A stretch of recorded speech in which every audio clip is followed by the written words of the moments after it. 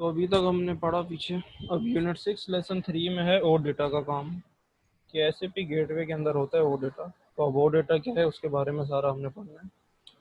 The open data protocol is an open web based protocol for curing and updating data. तो इसका काम सिर्फ यही है कि सवाल जवाब करना और अपडेट करना डेटा को, कि जो भी डेटा सिस्टम के अंदर आएगा उसके चेक करना कि वो सही आया या नहीं आया, वो क्यों आया। ये सारे जो सवाल जवाब होंगे ये वो डेटा देखेगी और उसी के साथ साथ डेटा को अपडेट करेगी। कोई डेटा अगर पुराना हो गया होगा, साल 2 साल पुराना, अगर उसके बरक्स नया डेटा चाहिए होगा तो ये उसको साथ ही साथ अपडेट भी करती रहेगी वक्त के साथ साथ।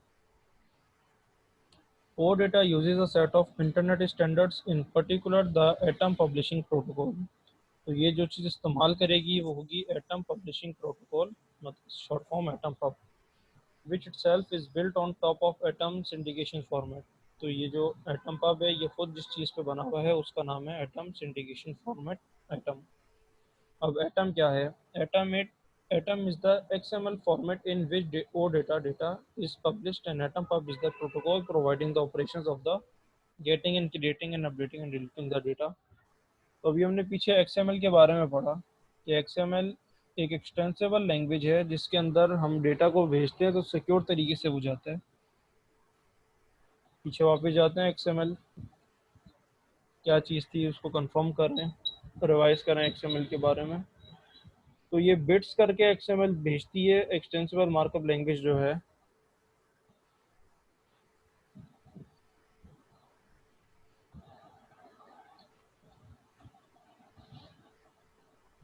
ठीक है, तो ये जो नोट्स बनाए थे सर मैंने, एक्सटेंसिबल से क्या मुराद होगा? एक्सटेंसिबल से मुराद है किसी चीज़ को खींच के लंबा कर देना, एक्सटेंड कर देना। ठीक। सर जी सर इसमें भी ये मतलब जेसन्स वगैरह यूज होती है, मतलब जैसे ये एक्सएमएल यूज हुई है तो कुछ। जेसन लैंग्वेज की बात कर रहे हैं आप? जी जी।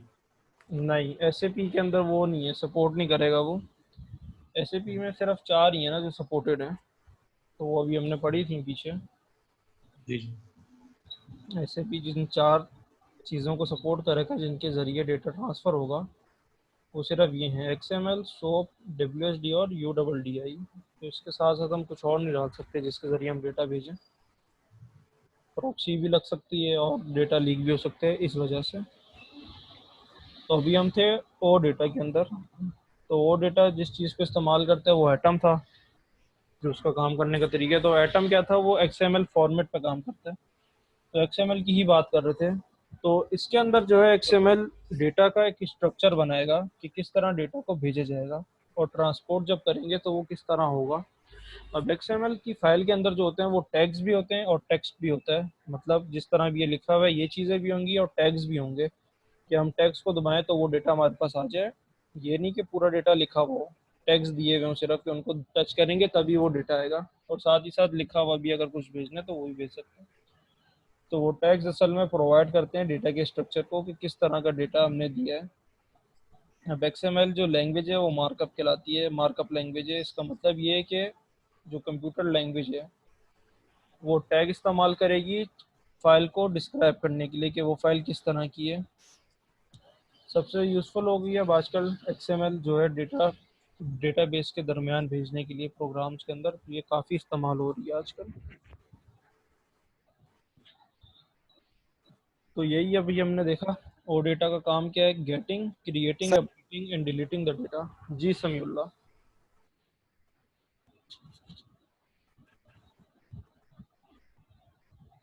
समीउल्लाह आपकी आवाज़ आई थी, बोलें कुछ।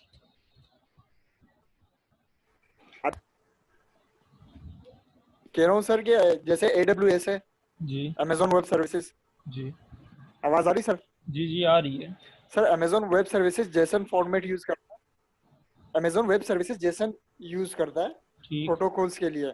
लेकिन यहाँ पे जो एटम पब्लिशिंग प्रोटोकॉल है ये कुछ नया सा लग रहा है, हम्म। काफी अजीब सा भी।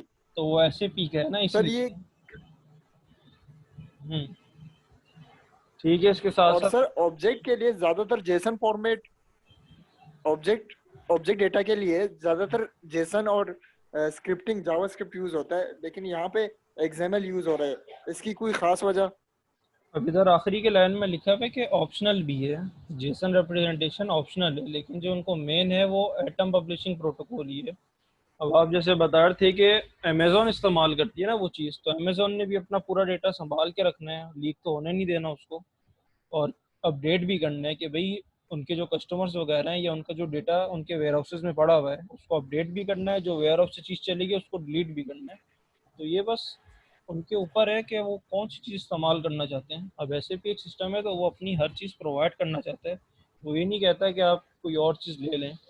तो अगर हम कंप्यूटर बनाना चाह रहे हैं तो हम सिस्टम्स ले सकते हैं दो तीन उठा के, लेकिन ऐसे भी कह रहा है भाई मेरा जो पूरा कंप्यूटर है आपको हर चीज़ प्रोवाइडेड होगी, आपको इधर उधर ढूंढनी नहीं पड़ेगी। तो इसलिए एटम पब जो है वो इस्तेमाल किया जा रहा है।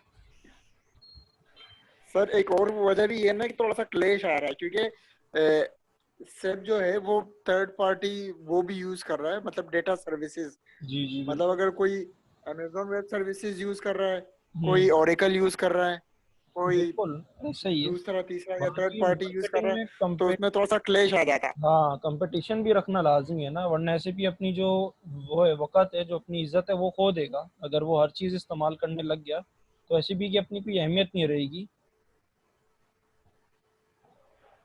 ठीक है सर। समझ रहे हैं, जैसे नेटफ्लिक्स और अमेजोन प्राइम दो चीज़ें हैं ना, अब जो ज़्यादातर नेटफ्लिक्स के पास होगा वो अमेजोन के पास प्रोवाइड नहीं होगा वो सारा।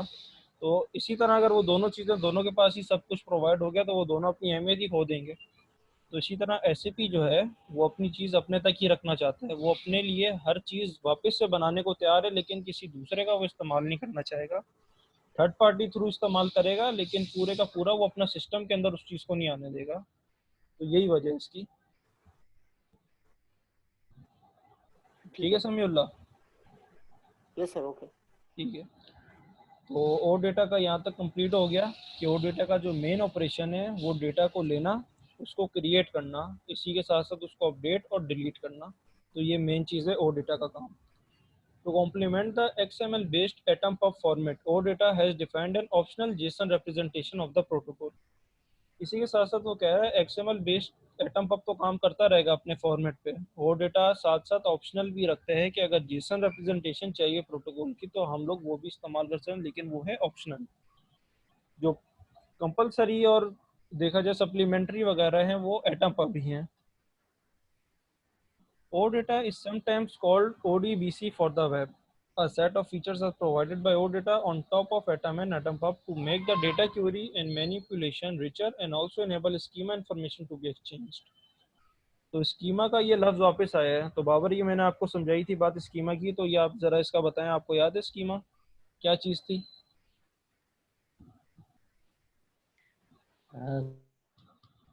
सर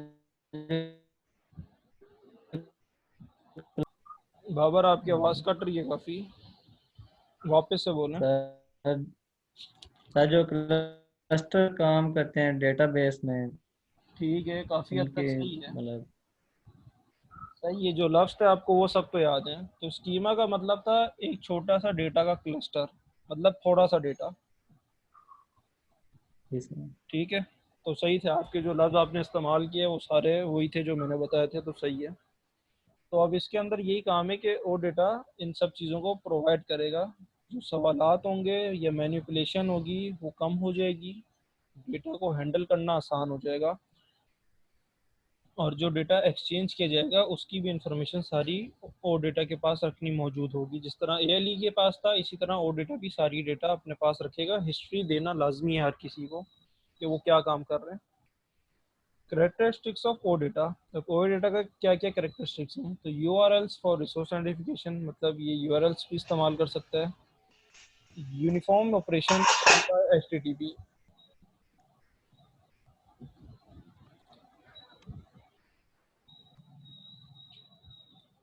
अब uniform operations defined by HTTP, ये सारे उसके ऑपरेशन है, get, post, put, patch and delete. तो इन सब के अपने अपने काम है, ये भी ओ डेटा के अंदर ही शामिल होते हैं। डिलीट करना है तो डिलीट का ऑपरेशन है। पैच करना है मतलब किसी डेटा के अंदर कोई चीज़ ऐड करनी है कि उसके साथ वो चीज़ शो हो, तो वो पैच कहलाएगी। पुट का मतलब है कि सिर्फ डेटा को पुट करना। पोस्ट का मतलब है कि सिस्टम के अंदर पोस्ट कर देना। और गेट का मतलब है अगर किसी से डेटा ले रहे हैं तो वो एक अलग ऑपरेशन है। वेल नोन डेटा फॉर्मेट्स, ओ डेटा के अंदर जितने भी डेटा फॉर्मेट्स होंगे वो सारे मौजूद होंगे। XML के साथ साथ XML भी डेटा फॉर्मेट ही कहलाएगा, idoc भी डेटा फॉर्मेट ही कहलाएगा। एटम पब एंड जेसन दोनों हैं, दोनों रिप्रेजेंट कर सकते हैं, दोनों प्रोटोकॉल मौजूद हैं कैरेक्टरिस्टिक्स में इसके। Query language ODBC for the web. Query language, query का मतलब ये होता है कि सवालात करना, तो ये सारा उसका काम है।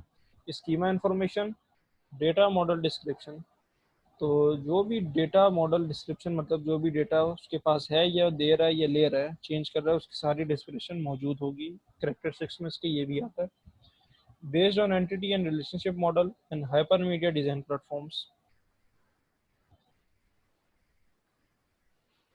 तो ये वही सारे अब फोटो के साथ दिखा दिए कि ये सारे ओ डेटा के अंदर मौजूद होते हैं। ओ डेटा एंड सैप गेटवे, यही सारी चीज़ वापस से है इसमें कि SAP data offers development and generation tools to create consumption model structures exposed as REST-based services via OData to various client development tools। तो गेटवे का यही काम था कि परमिशन दे दी दो सिस्टम्स को, इसी के साथ साथ जब कोई डेटा ट्रांसफ़र करना होगा तो वो ओ डेटा के थ्रू ट्रांसफ़र किया जाएगा अपने क्लाइंट्स को।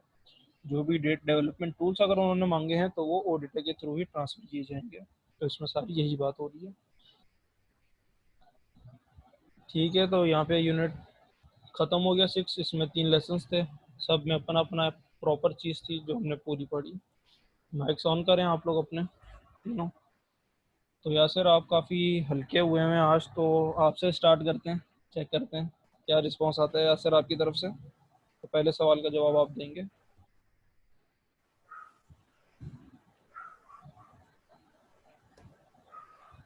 Identify the interfaces and communication options that are supported by SAP system. तो ये हमारा सबसे पहला लेसन था कि SAP के सिस्टम के अंदर कौन कौन से इंटरफेस काम कर सकते हैं जो सपोर्टेड हैं SAP से।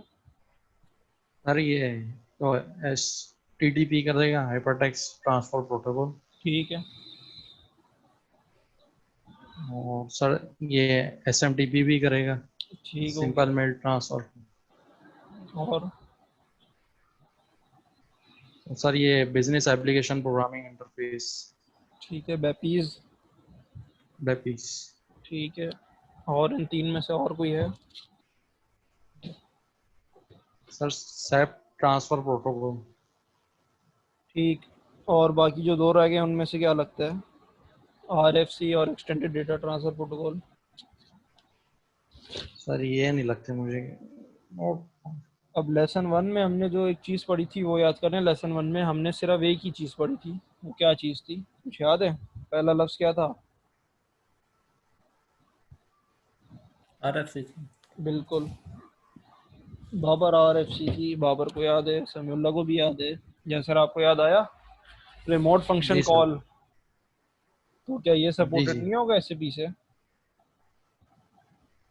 जी सर। तो ABCD और आप F कह रहे हैं, मतलब आप इसमें 5 हैं। जी। ठीक है, तो हम चेक करते हैं। F का तो वैसे कोई काम नहीं था, SAP ट्रांसफर प्रोटोकॉल ये एक इंटरफेस तो नहीं कहला सकता। ABCD चारों कहला सकते हैं, वो चारों इंटरफेसेस हैं, उनका कोई ना कोई अपना एक स्पेसिफिक काम है। तो F जो आप बोल रहे हैं वो नहीं है ट्रांसफर प्रोटोकॉल, वो तो चीज़ ही कुछ और है। ठीक है, ठीक है सर, कोई मसला नहीं। अब 2 पे आ जाए बाबर आप। बैपीस का बताएं कि बैपीस का फंक्शन क्या था। ये भी लेसन 1 के अंदर ही था। थोड़ा क्या मैं आपको बता देता हूँ, मतलब बताता हूँ, फिर आप कह दें कि ये ठीक है या नहीं। Request data from an SAP जी सर। सिस्टम, मतलब SAP सिस्टम से रिक्वेस्ट मांगता है या नहीं, रिक्वेस्ट कर सकता है बैपी?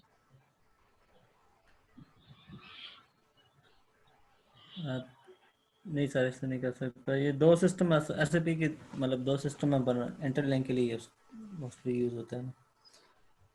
ठीक है, बी वाला pass data to an SAP system, data दे सकता है? Yes sir.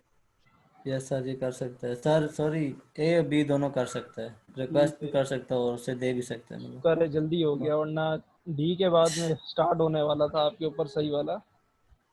चलें सी पे ये सब आते हैं। कर सकता ठीक है, ए बी हो गया। C, transfer SAP screen images to third party application such as Microsoft Word. तो है। बैपी नहीं क्या सर, ये नहीं माइक्रो कर सकता। ठीक है। और डी पे access business processes in SAP system, कोई business yes process. Sir, yes sir, ये कर सकता है, दो कंपनीज के दरमियान बिजनेस को एक दूसरे के साथ इंटरलिंक कर सकते हैं। ठीक है, ए बी और डी आंसर। जी सर। ठीक है, तो बिल्कुल सही है। हमने बेपीस के साथ एक चीज़ पढ़ी थी, याद है बेपीस किसके साथ काम करेंगी? वो लगी हुई होगी तो काम होगा, ALE। ALE। ठीक है, तो ये तीनों काम उसी के ही हैं। हमने ALE के अंदर ये तीनों पढ़े थे, तो जब देखा जाए ALE बेपीस का है हिस्सा, तो ये तीनों काम भी साथ ही साथ बेपीस के हो गए। तो शुक्र है बाबर, आपको एकदम से याद आ गया, तो ये अच्छी बात है। ठीक है समीउल्लाह, तीसरे पे अब आपके पास आ रहे हैं हम। Which of the following standards are implemented in SAP NetWeaver AS to support web services? तो इनमें से कौन सी वेब सर्विसेज सपोर्टेड है SAP NetWeaver में? XML है, SOAP है, ठीक है, WDSL है सही हो गया। और UWDI है। ठीक है, और आखिरी वेब सर्वर। वेब सर्वर का कुछ कंफर्म नहीं है क्योंकि वेब सर्विसेज तो आई थिंक ओके, ये भी है, ई भी है। थोड़ा कंफ्यूजन। यस, ठीक है, तो है भी मतलब और नहीं। पांचों हैं। यस तो आप खुद देखें, वेब सर्वर उन्होंने एक लफ्ज डाला है सिर्फ, तो वेब सर्वर तो कोई चीज़ ही नहीं हुई। यस सर, ये नहीं हो सकता। नहीं मेरे हो ख्याल से ABCD है। ये जो चारों हैं ये वेब सर्विसेज हैं। वेब सर्वर का मतलब है ये सारी सर्विसेज प्रोवाइड करने का जरिया है। तो वेब सर्वर वही कोई। ना, तो एक जगह का पूरा सर्वर हो गया। हाँ ठीक है, मतलब आपको याद है कि चारों तो थे कम से कम। ठीक हाँ है, चारू थे, ये थोड़ा कंफ्यूजन। कोई मसला नहीं, लेकिन पेपर में बड़ा मसला करेगा। हाँ ये तो है। अगर 3 हमने आंसर देने ना, अगर हम 2 सही दे दिए और हमने तीसरा गलत दिया तो वो पूरा माइनस हो जाएगा। इसी के साथ साथ अगर हमने तीनों सही दे दिए और चौथा हमने एक्स्ट्रा कोई उसमें दे दिया, तब भी आंसर पूरा गलत होगा। तो ये ज़रा बच के। लेकिन ये कि अगर याद आ जाए तो ये हमारे पास ऑप्शन होते हैं कि अगर हम आगे चले गए और हमें याद आ गया कि सवाल में नहीं था, तो हम बैक करके उसको हटा सकते हैं। ठीक है, जी सही है सर। यस यही अभी हमने यासर को भी यही बताया था ना कि सिर्फ 4 ही हैं। तो वेब सर्वर तो एक तरीके से उन्होंने एक नाम ही डाल दिया कंफ्यूज करने के लिए या ऑप्शन बनाने के लिए। तो जो 4 हैं वो 4 ही रहेंगी। तो ये चारों हैं, इसके अलावा कोई वेब सर्विस इसमें नहीं आ सकती जो सपोर्टेड ही नहीं है। अब इसके बाद आते हैं, which of the following is the tool to implement and store web piece. Babar आप बताएं, इनमें से वेब पीस को स्टोर करने के लिए कौन सा टूल इस्तेमाल होगा?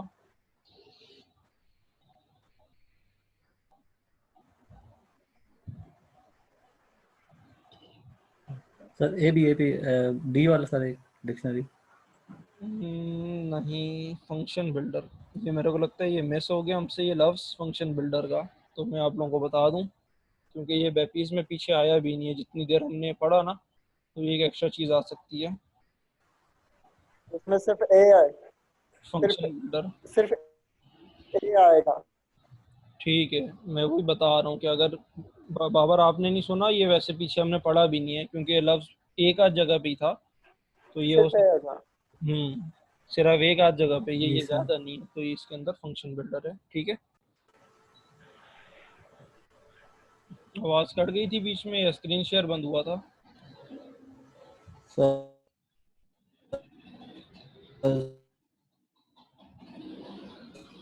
स्क्रीन शेयर भी। ठीक है, आ गई है वापस स्क्रीन अच्छा, शेयर। जी ठीक। सर आ गई। सही है। सर ये फंक्शन बिल्डर जो है, ये इसका टूल मतलब ये किस जगह पर इम्प्लीमेंट होगा, इस किस मतलब ये एक टूल है, इसके अंदर इंटरफेस पर? बेपी इम्प्लीमेंट होगी। मतलब ये बेपीस को स्टोर करने का एक जरिया है। जैसे डेटाबेस के अंदर स्कीमास स्टोर होते हैं ना, छोटे जी छोटे क्लस्टर्स, तो फंक्शन बिल्डर के अंदर बेपी स्टोर होगा। जी जी, ये चीज़ है। ठीक है सर। अब वेब डिक्शनरी अभी तक हमने पढ़ी तो नहीं है, इसकी बता दूं, ये भी एक टूल है। इसके अंदर टेबल्स और डेटा स्टोर होता है। मतलब टेबल्स बनेंगे डेटा के, वो भी स्टोर होते हैं, और सीधा अगर डेटा भी स्टोर करना है तो वो भी होगा। सही है। जी सर। सर ये एक तरीके से फिर ये डेटा डिक्शनरी कहलाएगी मतलब। हाँ, डिक्शनरी खिला सकते हैं, लेकिन एक वही बात है ना, बेपी का स्टोर करने का एक उन्होंने नाम दे दिया फंक्शन बिल्डर, ताकि मिक्सअप ना हो। नहीं सर, अबैप डिक्शनरी की बात कर रहा हूँ। नहीं, वो डेटा डिक्शनरी नहीं कहला सकता, क्योंकि वो अबैप की डिक्शनरी है, उसमें अबैप का सारा डेटा स्टोर होगा, तो वो अबैप डिक्शनरी कहलाएगी।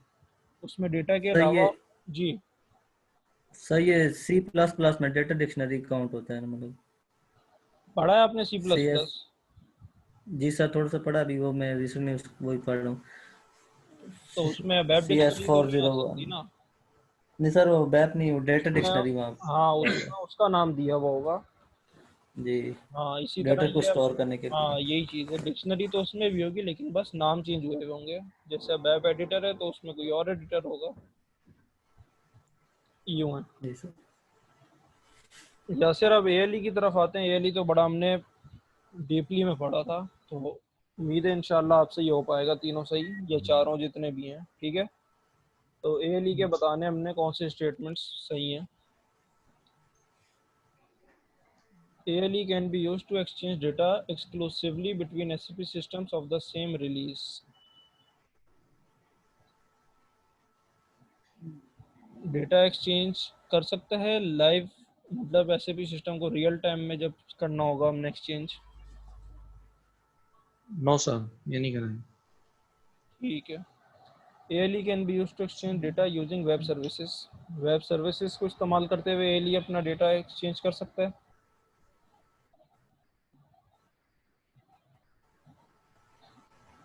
No sir. वेब सर्विसेज से मुराद जो भी हमने XML iDoc वगैरह सर ये कर पढ़ी थी। सकते हैं, कर सकते हैं सर। ठीक है, ए और बी आप कह रहे हैं नहीं, सी पे आते हैं। ALE can be used to exchange data between collaborating systems using BAPIs। BAPIs का इस्तेमाल करते हुए वो दो सिस्टम के बीच में डेटा भेज सकता है। यस सर, ये तो कर सकते हैं। ठीक है। सी तो सही है। ठीक है, डी पे आते हैं। ALE can be used to communicate between the systems in your system landscape using RFC। तो क्या वो कम्युनिकेट का जरिया बन सकता है सिस्टम के अंदर RFC को इस्तेमाल करते हुए? Yes sir. सही है। और ई पे आते हैं। ALE can be used to exchange data as a BAP and as Java systems।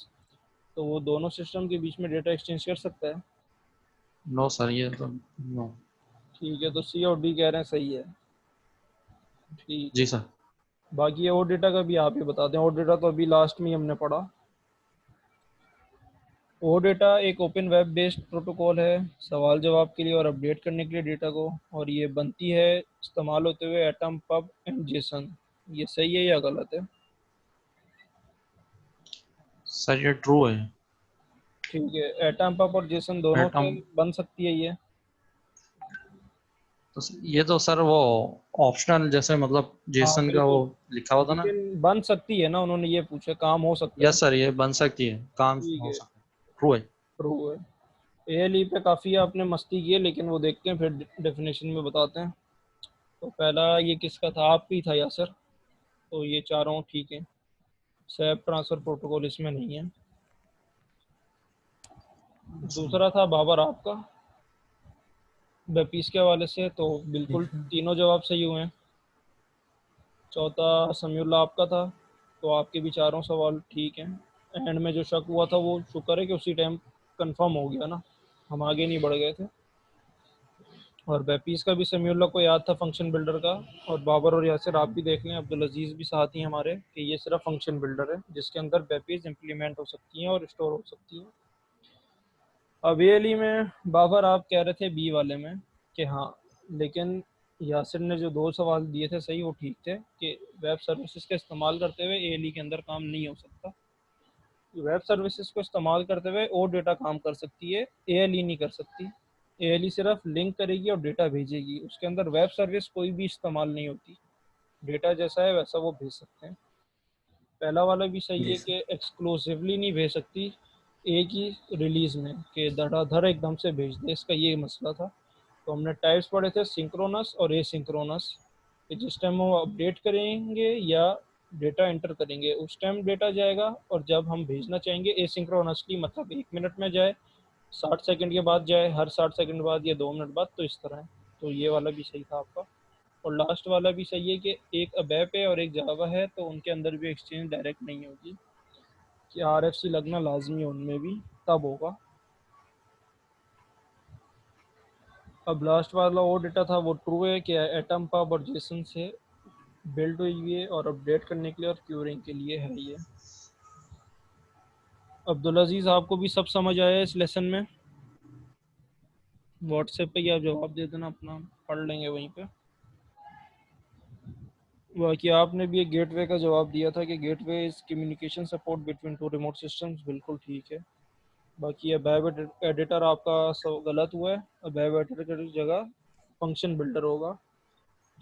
बाकी जो ट्रू दिया आपने वो ठीक है, वो डेटा का ट्रू है, सही है, ठीक है अब्दुल अजीज। अब लेसन यूनिट 7 के अंदर क्या है, describing the processing of ABAP programs, मतलब अबैव प्रोग्राम से काम करने का तरीका क्या है।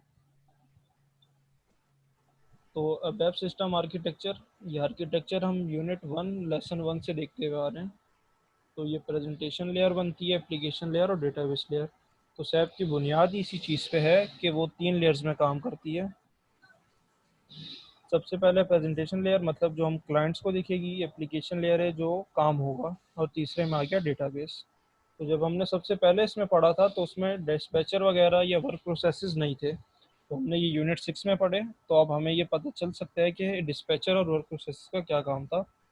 और इसी के साथ साथ डेटाबेस में भी वही वर्क प्रोसेस दिख रहे हैं, मतलब उन्हीं के थ्रू डेटा ट्रांसफ़र होगा। अब अगर क्लाइंट्स ज़्यादा हो गए तो 2 डिस्पैचर हो सकते हैं सिस्टम में, ये हमारे पास बिल्कुल था कि जितने डिस्पैचर चाहें हो सकते हैं। इसके साथ साथ हमने एक डायलॉग की बात करी थी, सम्यूलर डायलॉग पे हमने काफ़ी पढ़ा था, डायलॉग वर्क प्रोसेस। तो उसका बताएं कि एक सिस्टम में कितने डायलॉग वर्क प्रोसेस लाजमी होते हैं।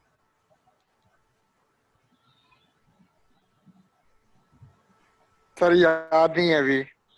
अंदाजन कुछ अंदाज़ा लगाएं कितने हो सकते हैं एक सिस्टम में लाजमी, जब हम इम्प्लीमेंट करेंगे सिस्टम तो डिस्पैचर के साथ डायलॉग वर्क प्रोसेस कितने होंगे। सर विद इन सिस्टम तो एक डायलॉग वर्क प्रोसेस था। हमारी तो बहस ही एक डायलॉग वर्क प्रोसेस पे हुई थी, याद है कि एक थोड़ी होगा, यस सर। 2 होंगे।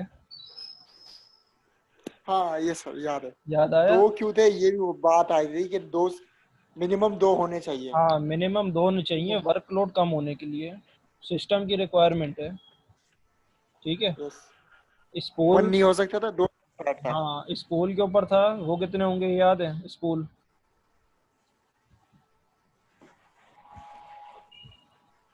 Sir spool. जी इस पोल पर प्रोसेस भी था ना, भूल गए क्या। यस सर, अभी याद नहीं आ रहा ठीक से। यार ये गलत है भाई। बाबर और यासिर, तो आप लोग भी वापस से आए, बताएं स्कूल के किसी को याद है। सर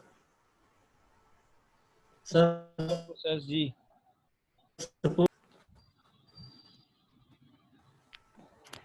सर वो प्रिंट के लिए था ना, कि जितने भी मतलब हमें यूज ज़्यादा अगर प्रिंट चाहिए तो हम ज़्यादा सपोज यूज़ कर सकते हैं। ठीक है, प्रिंट के हवाले से था स्कूल का काम, ठीक है आपको याद है कि जैसे ही भी सिस्टम में कोई भी डेटा आएगा तो स्कूल वर्ड प्रोसेस का यही काम है कि उस डेटा की एक कॉपी बन जाएगी और वो डायरेक्ट जी उसको सर। प्रिंट करेगा। अगर कंपनी उसका प्रिंट फॉर्म नहीं चाहती कि फिजिकली हमारे पास प्रिंट में ना आए तो उसकी एक कॉपी स्पूत वर्ड प्रोसेस के पास लाजमी है। अब्दुल अजीज़ ने कहा 1 वर्क प्रोसेस, तो अब्दुल अजीज़ अभी समीउल्लाह को बताया कि डायलॉग वर्क प्रोसेस जो है वो 2 लाजमी हैं। स्पूल 1 लग सकता है, इसी तरह बैकग्राउंड वर्क प्रोसेस था वो भी 1 लग सकता है।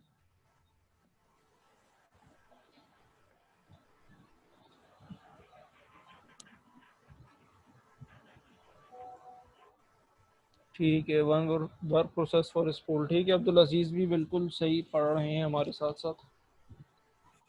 अब एप्लीकेशन सर्वर में एक और चीज़ आ रही है, डिस्पैचर। अब कम से कम ये तो आप लोग बता दें कि इसका तो याद होगा सबको, डिस्पैचर का क्या काम था। सर डेटा सर इस डिस्ट्रीब्यूट कर रहा था। ठीक है, समीउल्लाह की तरफ से आ गया डेटा डिस्ट्रीब्यूट करना, ठीक है। बाबर आप बताएं। सर ये डेटा मतलब आगे डिस्प्यूट करता है कि अगर बहुत ज़्यादा डेटा हो तो उसके लिए 4 से 6 मतलब इसकी होते हैं क्या होता यूज़र। है, ये लिखे हुए हैं, यही होते हैं जो लिखे हुए हैं, वर्क प्रोसेस। जिसका वर्क प्रोसेस मतलब करे, उनको, ताकि डेटा डिवाइड हो जाए और वो लोड ना बने। ठीक है। या सर आप बताएं डिस्पैचर क्या करेगा डेटा के साथ। सर यही मतलब जिस तरह एक इसी एग्जांपल है, जैसे आप क्लास ले रहे हैं तो हम सब कनेक्ट हुए हैं, जैसे सही, डिस्पैच करना। बिल्कुल। मैं यही एक लफ्ज़ सुनना चाह रहा था डिस्पैच का, तो शुक्र है आपने बता दिया, तसल्ली हो गई मुझे। और एग्जांपल भी सही याद है। तो डिस्पैचर का काम यही है कि डिस्पैच करना।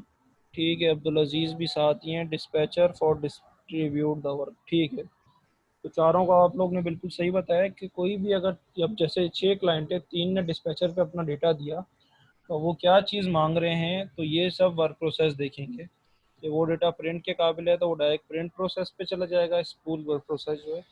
इसी तरह अगर वो कोई रिक्वेस्ट मांग रहे होंगे, डायलॉग फिर उसको इजाज़त देगा, तो वो भी दूसरा वर्क प्रोसेस है।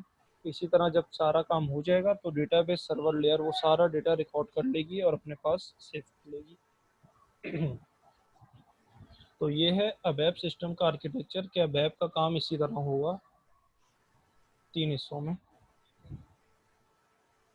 अब यही बात आ गई रिटन फॉर्म में। Database layer is the lowest layer.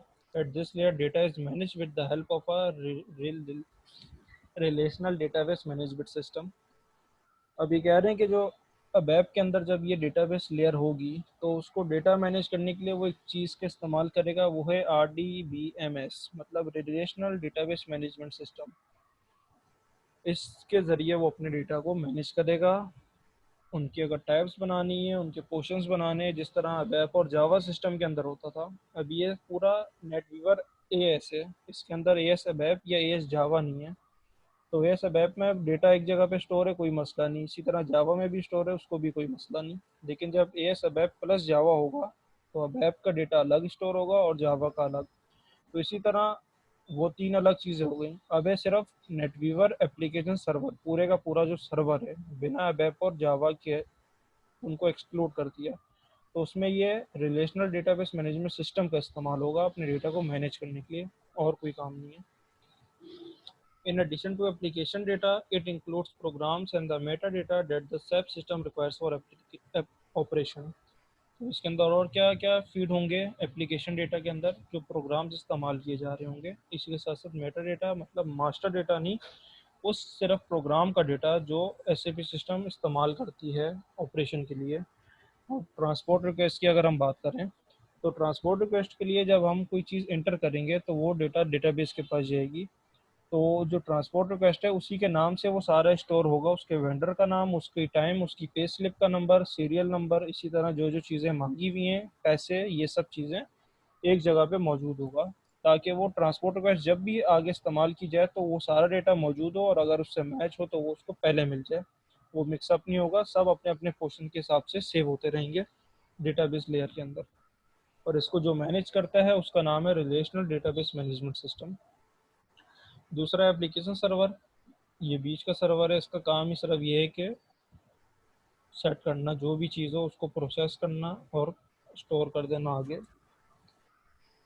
Presentation layer सबसे पहली लेयर है, इसका काम है एक्सेस देना प्रोग्राम का, नया डेटा डालना, रिजल्ट शो करना। जो बंदा सामने यूज़र देखना चाहता है वो चीज़ उसको दिखे, और अपना डेटा वो डालना चाहता है तो उसमें वो डाल। अब expert for an web program, फिर से वही चीज़ है कि तीनों लेयर्स हैं, अलग अलग करके दिखाई जा रहे हैं कि अब वेब ब्राउज़र का पोर्टल भी इस्तेमाल हो सकता है SAP GUI पे। तो GUI हमने 3 पढ़ी थी। HTML का अलग होगा, विंडोज़ का अलग होगा, SAP वालों का अपना अलग होगा। इसी तरह वेब ब्राउज़र वाला भी इस्तेमाल हो सकता है जो HTTP के थ्रू इस्तेमाल होगा। तो उसको उसकी स्क्रीन दिखेगी, बीच में वेब अपने प्रोग्राम करती रहेगी वर्क प्रोसेसेस के साथ, जो 5 वर्क प्रोसेस हैं।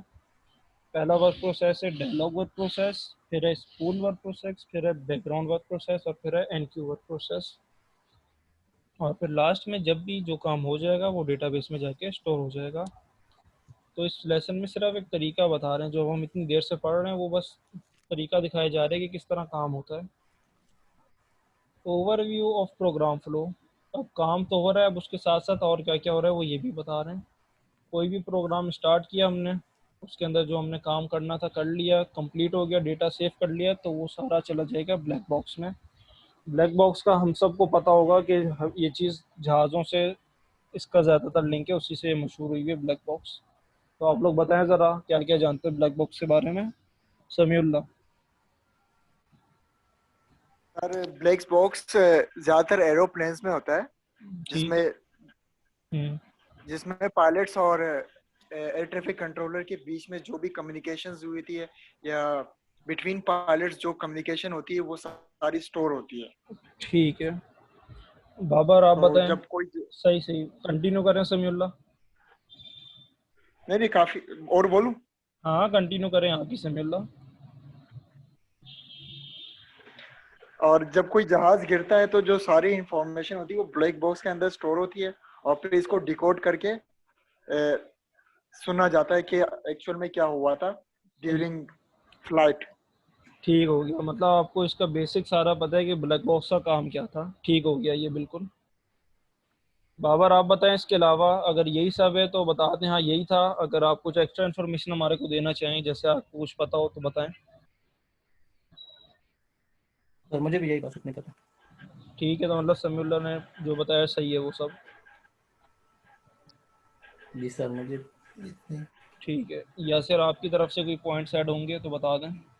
सर ये जैसे ये मुझे याद आ गया, वो जो एक जुनैद जमशेद जी जी का जो वो हुआ था, तो उसमें ये दिखाया था कि इनका मतलब वो डाटा वेटा वॉइस वॉइस सब रिकॉर्ड थी ब्लैक बॉक्स में, जो सही, मतलब क्या ये हो हुआ रहा था। था उस टाइम पे। ये सारी चीजें रिकॉर्ड थी, मतलब वॉइस वगैरह। सही, ठीक है। और अब्दुल अजीज़ ने भी लिख दिया कि हिस्ट्री रिकॉर्ड। ठीक है, तो ब्लैक बॉक्स का काम यही है कि अगर कभी कोई नुकसान पहुंचे तो वो सारा डेटा इसके अंदर स्टोर हो जाना चाहिए। ये इतना सेफ होना चाहिए कि इसको कोई नुकसान ना पहुंचे। तो एयरप्लेन्स के हिसाब से ही हमें सबको पता है, लेकिन ये बड़ी बड़ी जो कंपनीज हैं और एसएपी के अंदर भी ये लाजमी इस्तेमाल होता है कि जो इतना हमारे पास प्रेशियस डेटा होता है बड़ी बड़ी कंपनीज का, तो खुदा ना खास्ता कभी आग लग जाए या बिल्डिंग वगैरह को कोई नुकसान हो तो वो डेटा ज़ाया ना हो, पीसीज वगैरह ख़त्म हो जाएं, सर्वर टूट जाएं, लेकिन जो ब्लैक बॉक्स के अंदर डेटा है पूरे सिस्टम का वो ज़ाया नहीं होना चाहिए। तो ब्लैक बॉक्स का काम यही है। तो हम सबको तकरीबन इसका पता ही है ब्लैक बॉक्स का काम क्या है। अब सर दैट्स ये सर इट। अगर एक जी जी जी। सर अगर पीसी तबाह हो जाता है, मतलब खत्म हो जाता है, तो उसमें ये ब्लैक बॉक्स में जो डेटा उसका दोबारा कैसे रसाई कर सकते हैं? ब्लैक बॉक्स पीसी से तो कनेक्ट होगा नहीं, ये कनेक्ट होगा एंड सर्वर से। मतलब पीसी का जो डेटा हार्ड डिस्क में होगा वो कहीं ना कहीं तो सेव होगा जी ना सर। बैक एंड पे। जब बड़ी कोई कंपनी होगी, अब लाजमी नहीं है कि वो पीसी का डेटा पीसी के अंदर ही रह जाए। वो उसका लिंक होगा ना दूसरे कंप्यूटर से, तो वो एक जगह पे सेव होगा और वो होते होते ब्लैक बॉक्स में सारा डेटा होगा। अब जब डी कोड करना है तो जहरी सी बात है, वो तरीके सारे मौजूद हैं। अब यूएसबी से डी कोड करना चाहें, उसको सीटी के फॉर्म में निकालें, रिकॉर्डिंग की फॉर्म में निकालें, तो वो वापस से डी कोड करना ज़्यादा मुश्किल नहीं है। जी सर। समझ गए, मतलब उससे डेटा निकालना आसान है, लेकिन क्या है डेटा उसके अंदर स्टोर है। तो पीसी पे तो हम जी यूएसबी से सर। सारा डेटा ले लें और यूपीसी में लगा के वापस से देख सकते हैं क्या क्या था। या बड़े सिस्टम है, पूरे का पूरा सर्वर है, तो हार्ड ड्राइव ले लेंगे 200-300 GB की, जितना भी डेटा होगा 1 TB के वो सारा उसमें डिकोड करके यूएसबी के थ्रू हो या केबल्स के थ्रू हो, तो वो सब उसके अंदर वापस से डिकोड हो जाएगा। जी सर। ठीक है, तो एक्सेस करना मुश्किल नहीं है, जब तक वो डैमेज नहीं होगा ब्लैक बॉक्स उसका डेटा एक्सेस करना आसान है। डैमेज के बावजूद भी हमारे पास होता है ऑप्शन कि हम उसको सही कर लें, कि अगर उसकी चिप्स वगैरह ख़राब हो गई तो उसको मेल्ट वगैरह